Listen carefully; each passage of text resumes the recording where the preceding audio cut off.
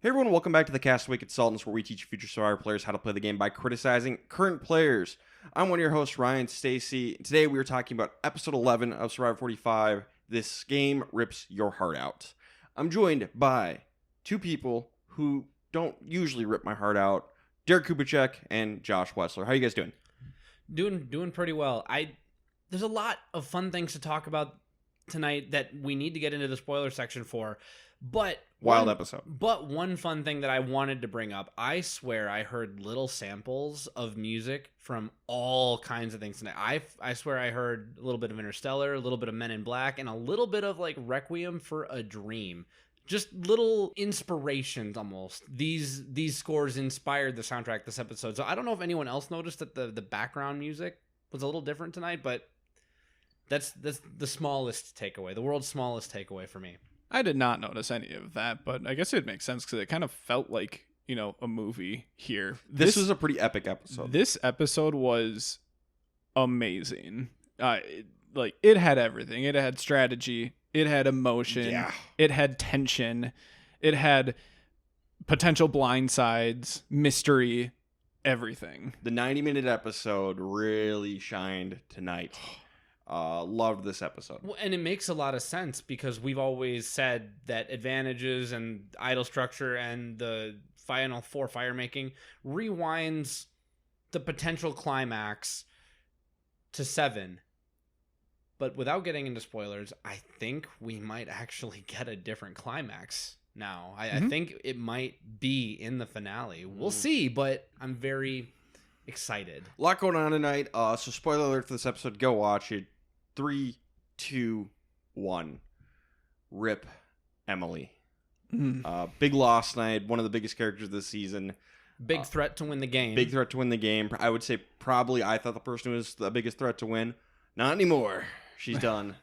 Big loss. But what a great character, Emily. Yeah, ultimately, it's a big move, big player to get out of the game, even if they're just starting to switch on, realizing that she might be a threat to win the game. You kind of saw it throughout the episode, and we hadn't really seen a whole lot, at least from the players' perspectives, of recognizing that quite yet. So, big player out, and while I'm sad to see her go, I am okay with it just because I think that this is going to make the rest of the season a lot more interesting. Yeah, because I have no idea who's going to win anymore. If we would have had the opposite result and someone like Julie or even like a D goes home, I would have, bet a lot of money that Emily could definitely be the winner of the season. This felt like make or break for Emily, and it turns out to be break. The game rips your heart out. Let's jump into the episode. Nothing else to do. So, we get back to camp. Everyone is very hyped that Bruce is gone, and I feel really bad for Bruce having to watch this on the watching this back. Like, ooh, poor Bruce. And we have to remember, maybe everyone is just really trying to placate Katurah, or was he really bringing it down? Because we did see him give that pep talk to Jake, so we got to see that he has that softer. Bruce seems like a good guy. Yep. But everyone was a little too happy. Ryan, as our resident memory correspondent when it comes to Survivor, have you ever seen people go back to camp and be so hyped? I can think of one that we don't really want to talk about. Fair enough. How about anywhere it's like everyone is generally innocent? Yeah, because the one I was thinking of when Sue Hawk quit the game in All Stars, people were a little too happy about that. Has not aged well. Maybe Russell. Yeah, there weren't like shouting like there were today, but everyone was like, oh my gosh, we can breathe, and this is just so much nicer here. This felt like a celebration where like when Russell got voted out, it was more like a high fives all around. Like we did it. This was like a party. It was a brouhaha. So a brouhaha. A And while all the revels and merriment are happening, Emily is going to reveal that Bruce targeted Julie. Emily's going to reveal why, and then she convinced basically Bruce to try and blindside Julie. And everybody's like, oh my god, Emily, you're so good at this game. Maybe we should take you out. Oh my gosh, Emily, you're so good at this game. Oh my gosh, Emily, you're so good at this game. Emily, that's something you reveal at Final Trouble Council. Yeah, we were saying last episode, or at least I was, that I didn't really care about the move just because it's like, it's Bruce, like, what does it actually matter? And I think if she would have left it for Final Tribal Council, I don't think it would have had much of an impact if that's when she revealed it, just because, we're quite a ways away from that still. But that doesn't mean that the alternative is just to reveal all the information now. I would rather have this mean absolutely nothing if I'm Emily, rather than be the reason that I'm voted out. Start the downfall. And I want to talk about Bruce for one more second, and the Bruce and Emily of it all. Last week we said, who is it good for that Bruce got sent home? And we said, Reba. 3 of Reba, specifically. 3 of Reba. I feel like we have just been completely validated in our assessment of that situation. I posted my blog on Reddit the other week, and someone came after me for not giving Emily enough props. I feel vindicated. It's almost like we have very thoughtful, in-depth conversations. Everyone's allowed to have their opinions, but I think anyone doubling down too hard, especially on Reddit, you gotta relax a little bit sometimes. So Reba is going to make a Final Four deal. It's definitely going to last. But more importantly, it's showmance time. Austin and D have a bit of a showmance happening. We get some flashbacks to Rob and Amber, which they couldn't resist. Oh, God, no. But Austin and D are going to make a Final 3 deal. They're not going to vote each other out. They're going to take each other to the end. Cute, stupid. Two parts. One, you accidentally just quoted the greatest movie of all time. Wow, couldn't resist. This is Twister. All reminder for listeners who don't agree with us. You're wrong. Our Twister is the greatest movie of all time. But also, I spent probably 3 minutes afterward trying to think of their couple name, because it, with Franny and Matt, it's Frat or it's Manny. Destin. I came with Audi. That's no. I don't like. How do you like? I Wait, guess. you don't pronounce his name Austin, Fine, Audi. Audi. but spelt like Audi. No, you spell it Audee. Oh. Audi. Either way, I ship. Yeah, totally adorable, but If they're happy, I'm happy. Don't do this. yeah, not great. And they know this. And they know this. They're both like, this is dumb, but still. Next up, we're gonna get Katura's backstory. Finally, everyone gets a backstory, big flashbacks and reveals and stuff like that. Everyone gets one. I can't believe we have to sit through another one of these. And oh my, whoa! We get probably the most shocking backstory possibly ever on Survivor. Katura is a cult survivor. When she was a kid, her parents pulled her out of school and joined a cult. When she was 14, she was nearly married off to the cult leader, and that scared mom enough to leave the cult. She missed years of school, had to re-enter in high school, and holy bleep, Somehow figured it out. and became a lawyer. And she's got a great line. She's like, I got to high school, all it's brand new. I realized I was poor, black, a woman, and gay. Just set up for success on every front. What could possibly go wrong? Jesus Christ. Yeah, up until high school, you could throw uneducated up into there too. If anyone ever deserved to become a lawyer from all their hard work and to succeed economically, it's the cult survivor, black, poor woman, Gay woman. gay woman. Yeah. And I say all of that with the utmost respect. Yeah. I still don't like lawyers on Survivor. I think like all of Katura's flaws in this game are now much more understandable and forgivable. It's because like, oh my god, you went through so much. This was wow. It just kept on going too. It's just like, oh my gosh, like that's a really interesting backstory. Oh my god. I'm not a therapist, a psychotherapist, or a psychologist, but I have to think that her hyperfixation on Bruce has something to do with past trauma. I maybe not. It's not 0%. Maybe not, but it's just I have no words.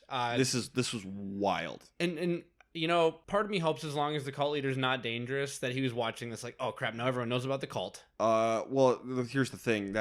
Cult leaders are always dangerous. You're right. Cults are bad, everybody. Cults are bad. Just not someone who's gonna come looking for revenge, I guess. Cults are bad. Cults are bad. Rule 34, 36. Yeah, that's the main takeaway tonight. Cults are bad. Cults are bad. So yeah, just absolutely wild. A boat's gonna arrive. Someone's got to go on a journey. Anyone who wants to go, if more than one person wants to go, they got to draw rocks for it. And everyone wants to go, which I think is fair at this point in the game. You want control over whatever that situation is. Yeah, and even if you don't want to go, you don't want to be like the one person who sits out of a rock draw.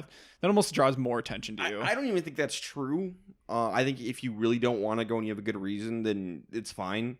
But you should want to go. Like, I can't think of a reason to not go at this point, just to make sure like somebody else doesn't get something. Well, I disagree, but only for one person. I think Katura needs to go. I think Jake needs to go. I think Drew needs to go. I don't think any of the other four should want to, but maybe they want to prevent someone from going. I do think Emily should have sat out, and I'm not just talking about in hindsight. I'm saying she's been straddling the middle. Now Reba has the numbers. The last thing that you need is a potential target on your back of what's in her pocket. So I'm not trying to say this because she went and it ended up kind of blowing up in her face a little bit, but I don't think Emily should have gone. I think she should have sat out. I disagree. I think Emily should have gone. And I'll take it a step further because she's going to get there. And it is the savvy task from episode 1, that the puzzle that no one could solve.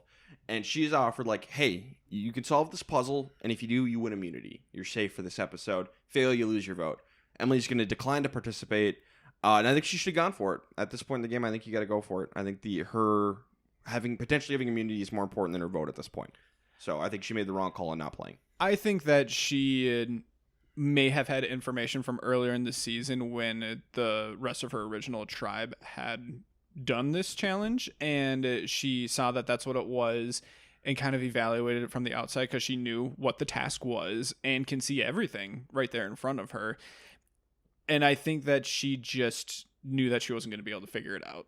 Yeah, I'm gonna use Ryan logic against Ryan here for a second. When we talk about are you going to step out for food instead of competing for immunity? Ryan often says, if you're just looking at the challenge and you know you can't do it, just sit out. Take the reward. In this case, she can look at that. And by the way, she's looking at the same 3-minute hourglass that she failed on earlier with like the math. So you got 3 minutes to figure this out? She probably looked at that and said, you know what? I don't think I'm in that much trouble, but I want to at least have my vote on a 7-person tribe. Especially if you can get one Reba to flip. Right. You need that extra vote. Exactly. So it becomes less insurmountable or easier to surmount. So I think that she made the right choice given that she ended up on the island. So Julie and Drew, they're going to talk about how Emily is kind of a jury threat, but Drew is more worried about Julie. He wants Julie out. Julie's got the idol still. It's revealed that so Austin had the idol, which is good to the final 5, and the amulet advantage, which is good to the final 6. He gave Julie the idol, which is more powerful. Whoops. Oh, and never asked for it back.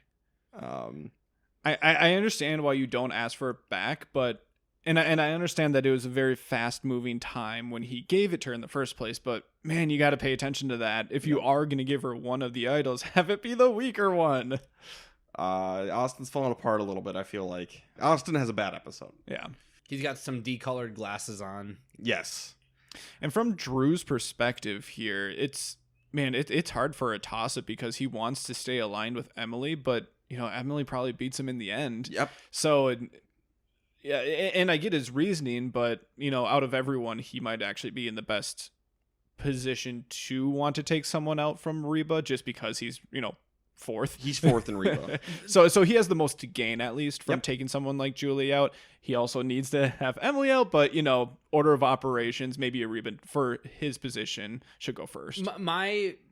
There was a shot in the episode. It was Katura, Jake, and Drew sitting down and talking about what they need to do. In my list of my dank down, those are my bottom 3. So I'm looking at them going, hey, you gonna do something? Because Jake and Drew just had bad blood, so good for Drew to extend the olive branch. Good for Jake to accept it. Good on all parties here. They just need one, and I do think that Drew should want to flip on Reba before Emily, if for no other reason than Julie has been a pretty big threat in immunity challenges up to this point. And by all accounts, according to this episode, she's the best at making fire. Plus, everyone likes her. Plus, she has an idol. Yes. So if you're going to do that, turn on your alliance now, prove that you've got fangs, and then deal with the Emily situation later. Yep. Going with Emily now leaves the door open rather than sticking with Reba 4. Well, and you might be able to cross over tribal lines to get someone like Emily out because, she's Lulu. She's the only Lulu left. You can, get people to join forces to take out a common enemy if they all see her as the biggest threat. Julie is the clear and present danger. So Julie and Dee are going to talk, and Julie's a little bit worried that people might come for like Drew. Fair.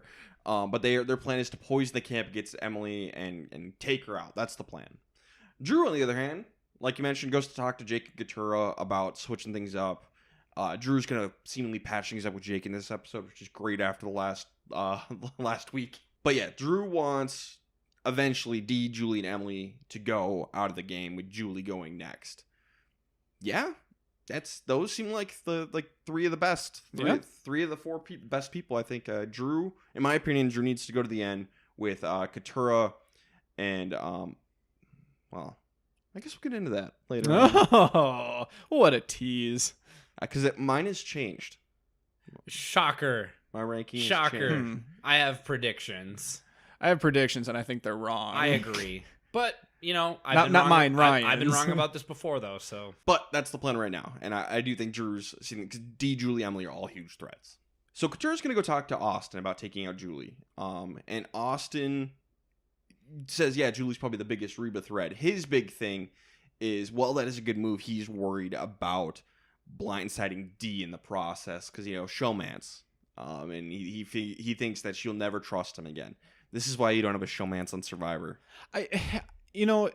Yeah, showmance, but I think he is also talking about just their alliance and voting together as well. And if you're getting rid of one of the members of Reba, you need everyone else to be super solid going forward. Otherwise, they're going to just pick off all the big threats, and you're going to be left with Katura, Jake, and Drew final.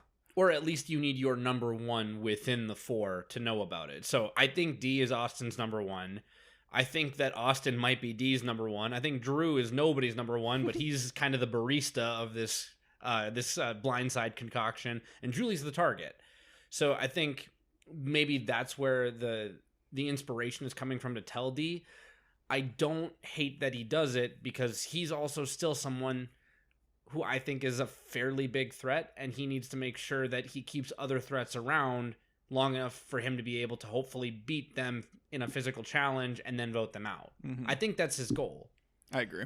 Austin, big flaw here is he needs to be willing to cut Dee if that's what it takes to win the game, and I don't think he is. I don't think he is either. And we'll probably see whether or not he is eventually. We'll get a chance.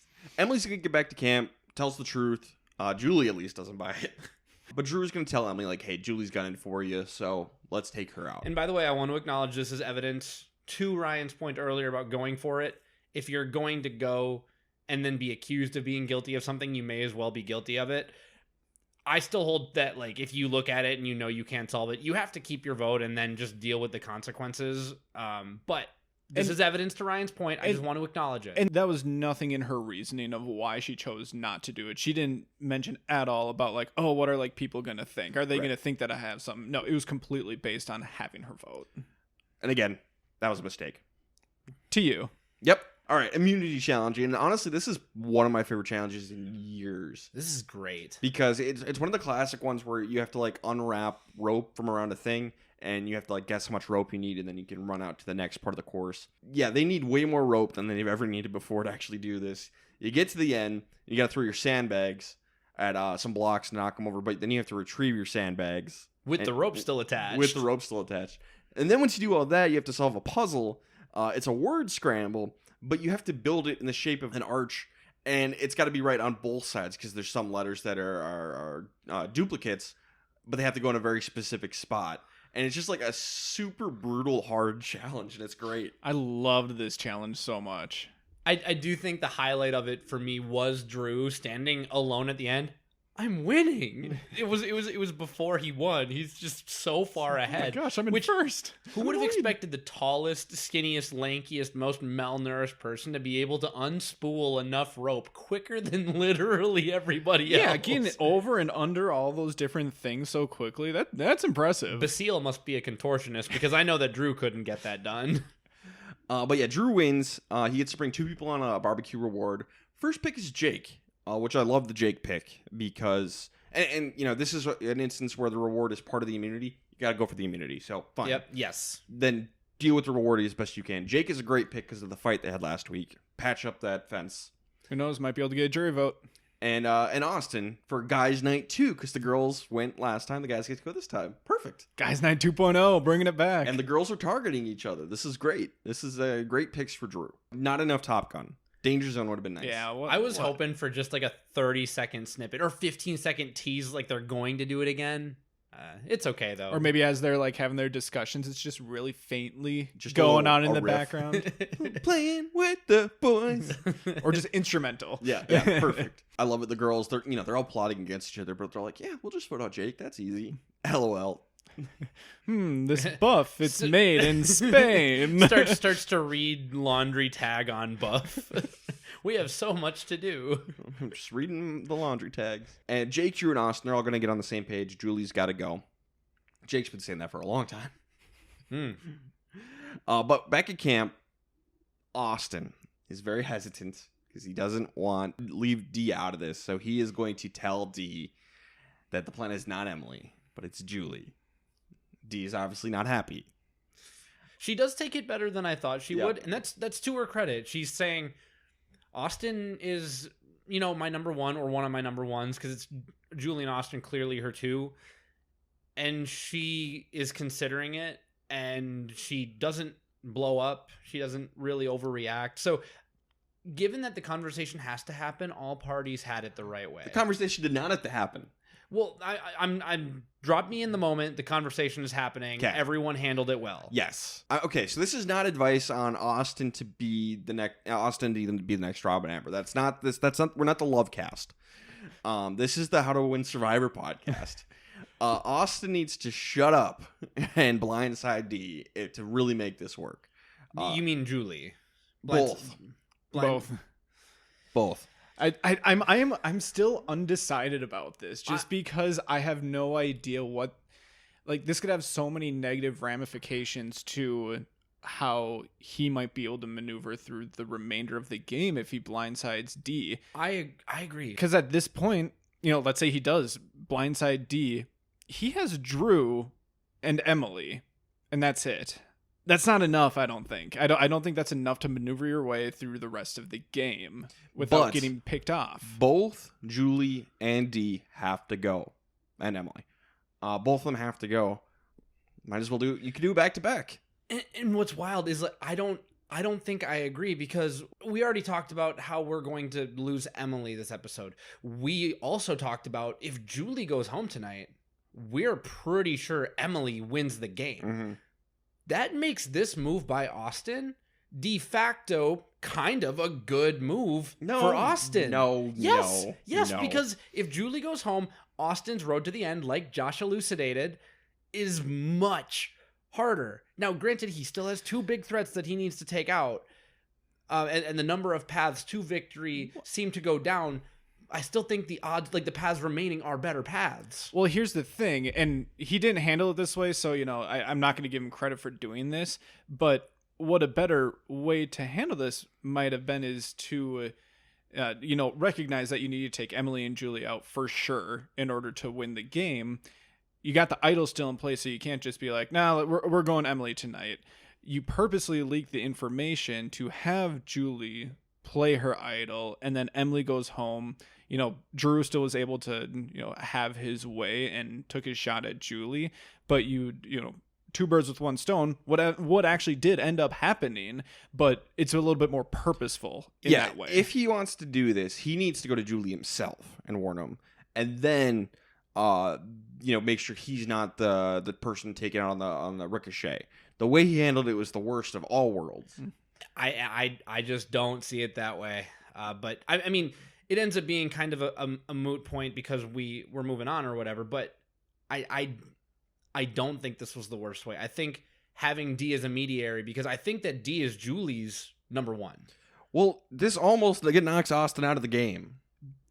But you're in the final 7, and if you're in the primary alliance and you are a big threat, almost everything almost knocks you out of the game.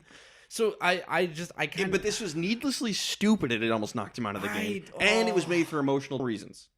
I just really have a hard time putting this as a check in the negative box. I think it's the easiest check in the world. This was a terrible, terrible move to tell D. Ryan, you're being like the guy on Reddit right now. You are doubling down, and at best, you have an opinion. You don't have a strong opinion. You can have a strong opinion, but you shouldn't.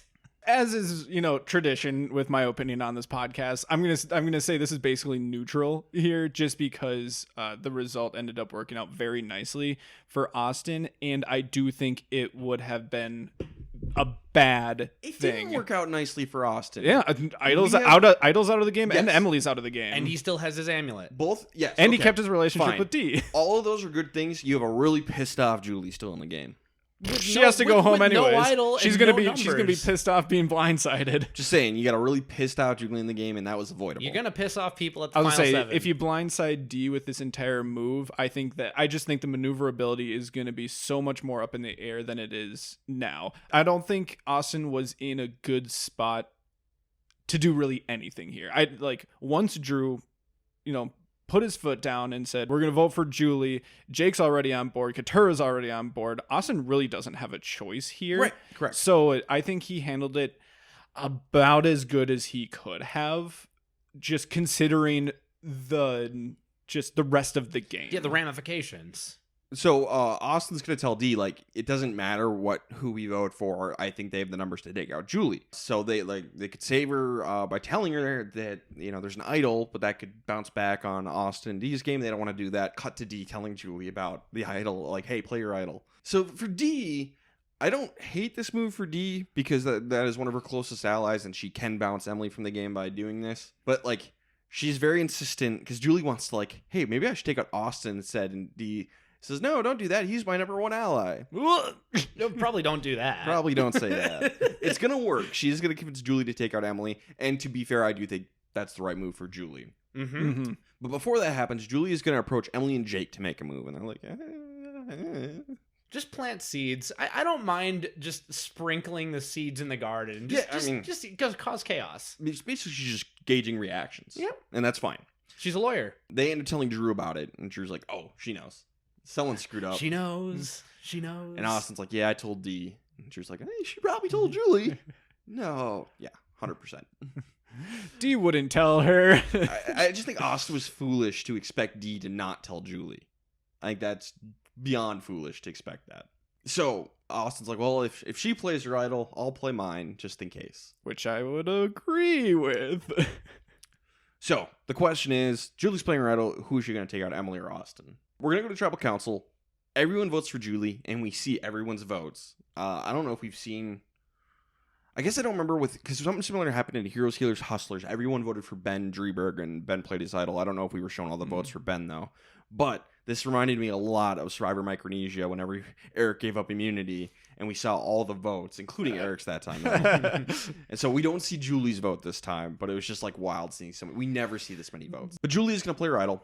6 votes for Julie, 1 vote for Emily. Womp womp. And by the way, again, we don't have a single hinky vote out there except for the person who's getting targeted. Maybe throw out a defensive vote if you're Emily. Maybe do it. If everyone's aware, maybe do it. She has no reason to expect an idol, just because she thinks that Austin has it. Either way, I don't know. It felt weird to me that there was another unanimous vote on this season. When it's this low in numbers, I'm not super surprised that a hinky vote's not out there, just because that can get really complicated. I think it's what separates the good from the great. You have to recognize when you're in trouble. Honestly, yeah, doing the old Devin Pinto. If you hear names out there, just throw a random vote out there. On who? Jake? Yeah. Yeah, the easy vote. I'll say D. Because if you throw it on Jake, then you're being consistent with what you heard in the water with the other girls. Jake is the easy vote. I voted for Jake. Wow, look at all of these people who targeted Julie. Julie, why did you target me? Yeah, did Emily know about Julie's idol, though? I don't think so. I don't know. But Lulu is going to join the dubious rank of the Oolong tribe and the Solana, aka the Beauty tribe from Cagayan, the earliest extinction of a tribe at 7th place. So that kind of begs the question: is Lulu? Because it's not It's not the Beauty Tribe. You could say it's a Matt Singh, but Malcolm and Denise bounce back. Is Lulu the worst tribe of all time, or is it Oolong? I am gonna go ahead and plant my flag and say it's Lulu. Ooh. On the reason being, 2 quitters. I think I'm on your side. The thing is, it really, can you define like what it is, like just worst just across the board? It's almost like saying worse is very subjective. Yes. So I'll say this. I think from an entertainment perspective, it is the worst of all time, because at least you love to watch Oolong just get decimated into nothingness, just annihilated. Lulu, 2 of them were genuinely angering, and one of them was like a horrible misplay. So I mean, I guess Sabaya's boot was pretty hilarious, but but a horrible misplay. So and Brandon is one of the worst challenge performers of all time. Yeah, that leaves Caleb and Emily as the only and Emily would have been on first. Yes, for good reason. That leaves Caleb as the one who was fine. I kind of want to say Oolong just because Lulu at least is so top heavy here with Caleb and Emily. I consider them both now final iteration of Emily, but I consider them both to be very good players. Caleb was just a little too obvious, of course, and then Emily, she made it all the way to 7. You're forcing me to do this then. So you're saying Caleb plus Emily is greater than Bobby, John, and Stephanie v 1.0, because I'm being very careful to describe it. Slam dunk, yes. In terms of ability to play the game, yes. Another really interesting caveat. This is a 3-tribe season. Oolong did this with 9 people in a 2-tribe season. Yeah, Oolong was 9, Lulu was 6. So, in terms of performance, I mean, that's almost more damning to Oolong. Isn't it? I think Oolong takes the cake for worst performance across the board. But Oolong, I think, technically had more wins, and also because worst is such a random definition, so open ended. I'm going to say that Lulu is worse. I mean, you got 2 quitters. I think Lulu is the worst tribe of all time. If it wasn't for the quitters, I would say Oolong. Yeah, I think so. But we have 2 quitters. That's 33%. Yeah, it's bad. It's real bad. And Oolong had maybe 1, and that's because he got injured with Jeff. But was this the right move? Did the right person go home? And this is kind of tricky because everyone votes for Julie, and I think we can say Julie was a good person to take out for everyone. Julie was probably going to win if she doesn't get taken out. But Julie plays an idol. She's got an idol. She plays it. And she gets to pick who she goes home. So really the question is, did Julie pick the right person to go home? I think, yeah. I think Emily is the other biggest threat.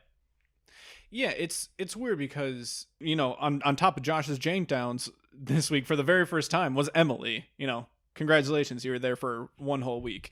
I hope it was fun. It's lonely at the top. So, if you're just looking at that, it was a good move for Julie, and I think Emily was actually the right move for the majority of people remaining, and it probably should have been Emily instead of Julie even before all this madness goes down. It works out really well for everyone because Emily goes home and an idol gets burned. I think some people in that situation got a little lucky. But, if you take just a few steps back, I think that Emily probably would have been a better person to go home for most of the people. Not all, but most. I think exactly the correct thing happened tonight. Exactly. I think Drew correctly apprised where he's at in Reba and realized, nope, I need to make a move now. Not later, now. It needs to be now. He had the conversation with Jake and Katura. He made nice with Jake about it. Perfect. He brought in his number 1, Austin, and let Austin know, hey, we're doing this with or without you. I think this was good. I think Austin, knowing that Julie still has an idol, goes to D and expresses the fact that, hey, this train is going to keep on rolling without us. I'm telling you because I want you in the loop. Do with this information what you will. As Josh said earlier, he's in a bad position. I think I agree with Josh. He did the best thing he could. D, wanting to keep her number 1 and a good secondary threat, a shield for her, because they talked about, D's threat level is diminishing. I think that's by design. I think she wants that. But this flushes Julie's idol and takes out the only person who I think truly threatened on a jury vote D and Julie's position, which is Emily. everything that happened was the best thing that anybody could have done at this exact moment. It was flawless execution in the game. Like, it's a flawless result. It's a flawless result. I agree across the board with one exception. I know you say that Austin shouldn't have told Dee anything. He should have maybe gone straight to Julie. It's something. But I don't mind telling the person to let them make the decision, and then you keep the trust with Dee, and then whatever happens, at least he has the Dee channel open. So anyway, I think it was a flawless result. I wonder if Austin goes directly to Julie and leaks the information. You know, she plays the idol, and then, you know, Emily goes home. Same result. But I wonder if that scenario happens if Austin loses Drew's trust going forward. Or loses Julie's trust because she's like, why are you coming to me? Like, why are you telling me to play my idol? You know, Austin was going to lose somebody's trust no matter what if you're going to do this, but I think the way the avenue he chose put him at the most risk of going home. I think Austin has lost Julie's trust, but to be fair, and Drew, everyone has lost Julie's trust except Dee. But yeah, I think and the way Austin went, he loses someone's trust, which is inevitable, but he put himself at risk unnecessarily. So and here's the thing, my criticism. I think losing Julie's trust is better than losing someone like Drew's Possibly. trust, just because, you know, depending on who you're at the end with, I think, you know, Julie might be a little bit tougher to get a vote from compared to Drew. What did Twitter have to say? 93% of Twitter said no. No, the wrong person went home. They all love it, Emily. Yeah. So, yeah, sorry, Twitter, you're wrong. Twitter, you're way too sure of yourself on this one. This doesn't make any sense. Who are you, Ryan? Ryan is Twitter confirmed. I asked the universe to manifest Twitter in person form, and they gave me Ryan as a friend. Overly confident, probably shouldn't be, continues to do so anyway. All that said, I'm right. All right, let's get into best and worst player of the episode. I'll start us off. My best player is going to be Dee. Because I think her social bond with Austin was so strong that Austin made a bad move and told her this information so she could do what she wanted with it. I don't love that she said, Austin's my number one ally to Julie, but she told Julie to play the idol and got Julie to target the person she wanted. You know, Julie's definitely in there, and I was really struggling, like, who is better, Julie or Dee? I just think Dee had a little more control over the vote and helped her position more. I think Dee's in a really good spot going forward. So Dee is my best player. I agree 100%. I got nothing else to add. I struggled with this because I don't think anyone played fantastic. Here, this episode, everyone had flaws. I kind of wanted to give it to Julie, but, you know, most of the information just came to her rather than her acting on it. Like, yeah, it's very obvious. Play the idol and then just choose someone. And she chose correctly. But I can't give it to Dee either, because I really don't like how she just handled, like you said, saying, like, Austin's my number one. And she, you know, there's also that alternate reality where she could have let Julie just get blindsided. I'm still not sure if that would have been good for her game or not long term. I'm going to give it to Drew here because he took his shot. He recognizes that he needs to make a move, and he gathered, you know, the bottom dwellers here to at least take a shot. And if it wasn't for Austin having his discussion with Dee, it would have worked. So I'm going to give it to him. Yeah, I'll give out Drew an honorable mention as well, just because he did everything right. Austin blew it. How about worst player? Derek, who do you got? I have none. Okay. I kind of figured you were going to do that. I probably spoiled it. I spoiled the game because I said, am I really doing this? I said it out loud because I wanted... that's not where I got it. I wanted to plant seeds, but I'm gonna go with NA because I think exactly the perfect thing happened, and there were so many different directions that it could have gone, but somehow everybody's game got better today.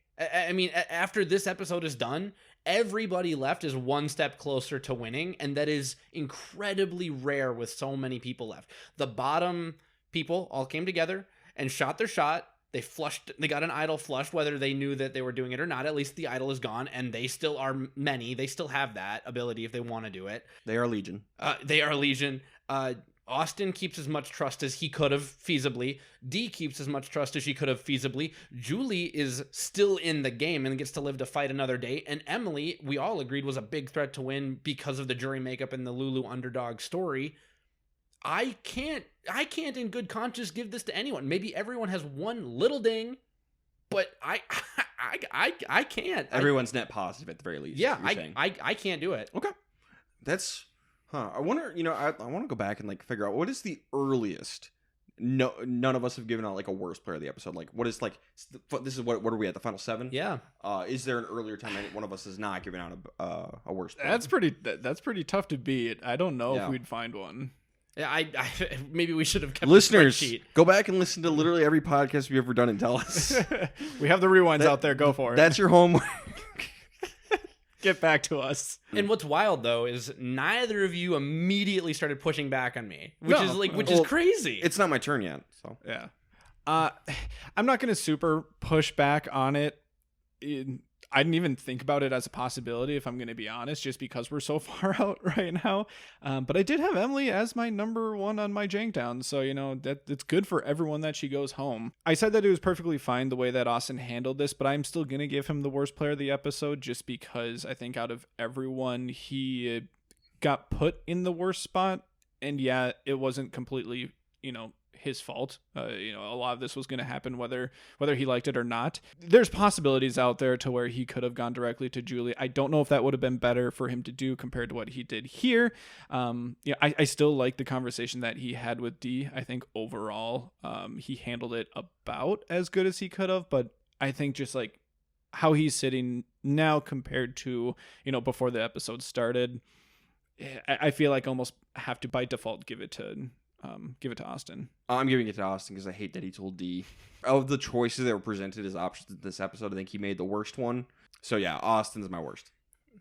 For your consideration, this is for listeners, Ryan, for your consideration, Josh, I know you're probably out on this one because of situation. Why not make it Drew? Why not make Drew the worst of the episode? Because yes, he gathered the bottom feeders. He recognized where he was in terms of like needing to break up Reba. Why did he tell Austin? Because I think they were on reward together. That's his closest ally. But why tell Austin?